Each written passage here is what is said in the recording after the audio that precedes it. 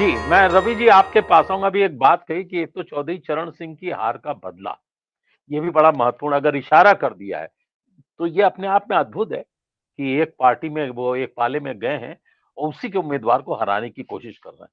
क्या भारतीय जनता पार्टी को ये पता नहीं होगा? उनका इतना बड़ा नेटवर्क है, इसका क्या असर पड़ेगा? जी, डॉक्टर रवि यादव।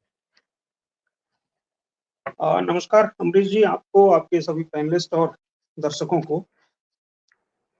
ये एक्चुअली जितनी बात यहाँ दिखती है, मुझे लगता है कि एक बहुत बड़ा ब्लंडर हुआ है जयंत चौधरी से। भारतीय जनता पार्टी की राह का एक बहुत बड़ा रोड़ा हिंदी बेल्ट में चौधरी साहब की विचारधारा है। और चौधरी साहब की विचारधारा से आरएसएस आज से नहीं, जब चौधरी साहब के समय से लड़ रहा था। वो विचारधारा पे चाहे उस पूरी राजनीति को, किसान राजनीति को, जाट राजनीति को जिस तरह से नुकसान पहुंचाया है भारतीय जनता पार्टी ने। कभी आप देखिए हरियाणा में, उत्तर प्रदेश में, पंजाब में, राजस्थान में जाटों का बोलबाला हुआ करता था। उस पूरी राजनीति को जिस तरह से किया है, और मैं जाट आंदोलन जिस समय था तो उस समय मैं हरियाणा में ही था, चंडीगढ़ में था। मैं उस समय और उसके बाद करीब 5-6 साल चंडीगढ़ में था उस बीच, और उस बीच कई लोगों से मेरा मिलना हुआ। उस पूरे नैरेटिव को इस तरह से उठाया गया था जिस तरह से अभी आप मुसलमानों के खिलाफ जो कुछ देखते हैं, यानी आप मुसलमान समझिए, आप जाटों को वहां का मुसलमान बना दिया गया। अब मैं नाम तो नहीं लूंगा, एक मेरे मित्र हैं और आरएसएस के बड़े पदाधिकारी हैं वो। उनसे जब मैं उसी बीच मिला तो उन्होंने कहा कि डॉक्टर साहब, आप देख रहे हैं यहां मुसलमान तो है नहीं, और जब मुसलमान यहां नहीं है और भारतीय जनता पार्टी को आगे चुनाव लड़ना है, जीतना है अगर, तो क्या तरीका है। तो ये जाटों के खिलाफ जो कुछ पूरा नैरेटिव बनाया गया, पूरी तरह से 10 दिन तक सरकार नाम की कोई चीज नहीं थी, छुट्टी पे थी सरकार। मतलब जितना उपद्रव हो सकता है और जितना जाटों को बदनाम किया जा सकता है, वहां से शुरू किया। और उसके बाद अगर आप देखें तो भारतीय जनता पार्टी में की सरकार से पहले जो भी सरकारें रही, आप याद करके बताइए कौन सी सरकार थी जिसमें जाट कैबिनेट मंत्री एक से ज्यादा नहीं थे। इस सरकार में क्या स्थिति है? जनता दल की सरकार में 8 मंत्री थे और मुख्यमंत्री हुआ करते थे कई एक। चौधरी जयंत अपने को चवन्नी कह रहे थे, और चौधरी जयंत, मुझे लगता है कि चवन्नी तो उन्होंने ऐसे भी नहीं छोड़ा। अगर जाट बहुल सीटों की भी बात करें, 14 सीटों की, तो उन 14 में से कम चवन्नी भी है तो 4 सीट तो मिलनी चाहिए थी। समाजवादी पार्टी से अलग हुए ये कह के कि जो मुजफ्फरनगर की सीट है वहां पे क्योंकि चौधरी अजीत सिंह को हराया गया था, चौधरी अजीत सिंह को बेईमानी से हराया गया था।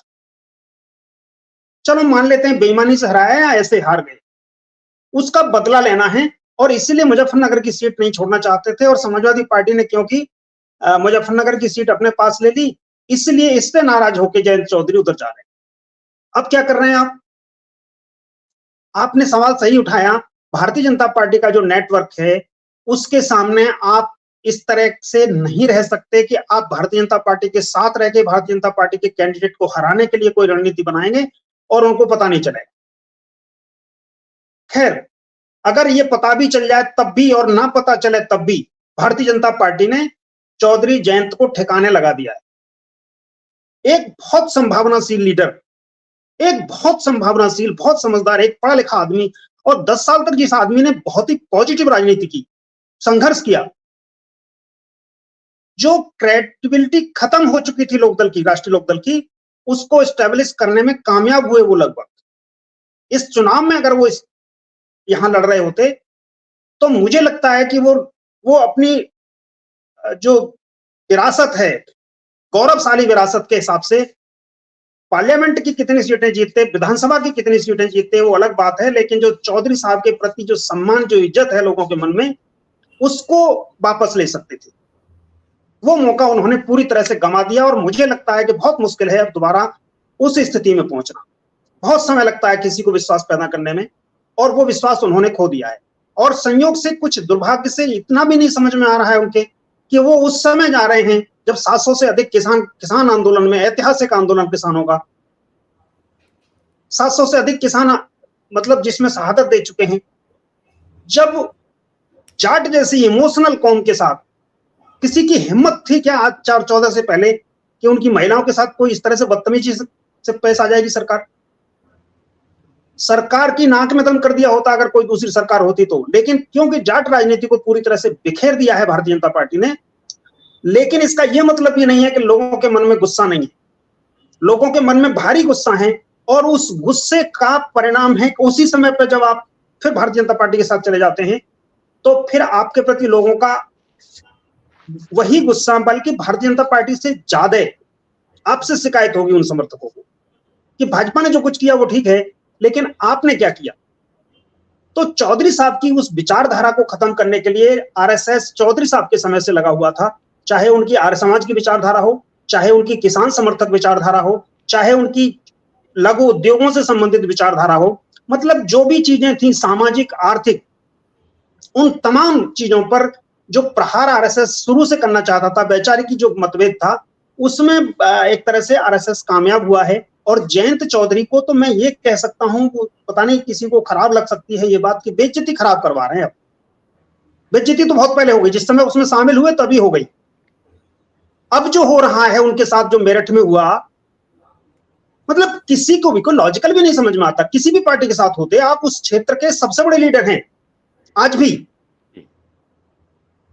भी उस क्षेत्र में, उस एरिया में आपसे बड़ा कौन सा लीडर है, जाटों में या किसी दूसरी जाति में, उस एरिया में। और वहां पर अगर भारतीय जनता पार्टी अगर आपके साथ इस तरह का व्यवहार कर रही है तो मुझे लगता है कि भारतीय जनता पार्टी ने भी कोई बहुत अच्छा व्यवहार नहीं किया है, अपने लिए नुकसान किया है। या जैसा अभी चौधरी साहब कह रहे थे कि उन्होंने मुख्यमंत्री को भी हाथ नहीं मिलाया, पुष्पेंद्र जी जो कह रहे थे अभी, वो वीडियो भी खूब वायरल हो रहा है। और इसमें कोई संदेह नहीं होना चाहिए कि कहीं ये 2004 की पुनरावृत्ति न हो जाए। उत्तर प्रदेश में ठाकुरों में कई जगह इस तरह की स्थितियां हैं और सबके दिमाग में ये बात तो खैर नॉर्मल पॉलिटिक्स जो जानता है वो आदमी भी समझ सकता है कि अगर योगी जी को यहां से उभरना है तो फिर मोदी जी को तो जाना ही पड़ेगा। मोदी जी के रहते हुए योगी जी का उभरना संभव नहीं है, इतना तो कोई भी राजनीतिक समझ सकता है। तो एक तो वो जो राजनीति की बात है, और अजीत इनके जयंत जी के साथ तो जो कुछ हुआ वो बहुत अप्रत्याशित है। मैं समझता हूँ भारतीय जनता पार्टी में चले गए हैं, इसलिए हो सकता है कुछ ज्योतिषियों में विश्वास करने लगे हो, कोई समय निकलवाया हो, अन्यथा तो क्या चंदन चौहान के यहां भी नहीं जाते। ये बड़े आश्चर्य की बात है। खुद का कैंडिडेट है, बागपत में भी आप लड़ रहे हैं, एक तरह से इमेज की लड़ाई है। 2 सीटें आपको मिली हैं, अगर बाय द वे 2 में से भी अगर कोई सीट लूज कर गए आप तो आपकी क्या स्थिति बनेगी, ये आपको सोचना है। लेकिन हो सकता है कोई मुहूर्त वगैरह दिखवा रहे हो, क्योंकि भारतीय जनता पार्टी के साथ में है, तमाम संगति का असर तो पड़ता ही लोगों के साथ। तो मुझे तो ऐसा लगता है कि ये बहुत ही खराब डिसीजन है ये जयंत चौधरी का। और जयंत चौधरी के साथ चौधरी जाट भी उस समय वही लोग थे जो भारतीय जनता पार्टी से विरोध में थे, भारतीय जनता पार्टी की नीतियों के विरोध में थे। वो लोग नहीं थे। ज्यादातर जाट भाजपा में थे, 14 में मैक्सिमम जाट भाजपा में थे। उनमें से कुछ तोड़ के ला सके, किसान आंदोलन से जो जिनकी नाराजगी थी, गन्ना किसान मतलब किसानों के इशू पे जो नाराजगी थी, फिर महिलाओं के इशू पे जो नाराजगी थी, वो जाट लगातार बढ़ता जा रहा था, परसेंटेज इनके साथ जुड़ता जा रहा था। अब जब ये उधर गए हैं तो मुझे नहीं लगता, पुष्पेंद्र जी ज्यादा बताएंगे, हालांकि मैं तो अपने एरिया में जहां देखता हूं, जहां का रहने वाला हूं, वहां तो जाटों में जो जयंत के साथ थे वो वापस नहीं जा रहे हैं, उनके साथ नहीं जा रहे हैं। वो लोग वही लोग थे जो भाजपा से नाराज थे, और अब स्थिति में भी वो भाजपा के विरोध में ही रहने वाले। तो मुझे लगता है कि खराब डिसीजन लिया है चौधरी जयंत जी। सत्य हिंदी का ऐप डाउनलोड करें गूगल प्ले स्टोर पर।